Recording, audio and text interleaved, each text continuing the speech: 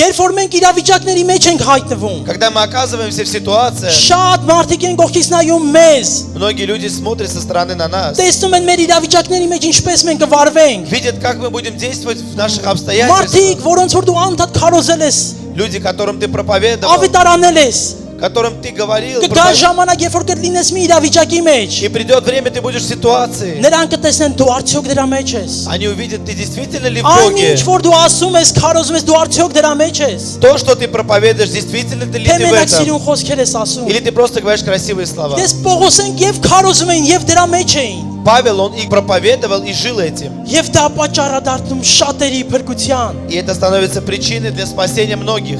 Միգուցե դու այսօր ինչ որ կապանքների մեջ ես։ Может быть, ты сегодня в оковах. Միգուցե նեղությունները, դժվարությունները քեզ կապանքների մեջ են առել։ Может быть, трудности, они тебя привели в некие оковы. Այո, դժվար է, Да, գիտեմ։ тяжело, я знаю. Բոլորս էլ անցնում ենք նեղություններով, դժվարություններով, Мы все проходим трудности.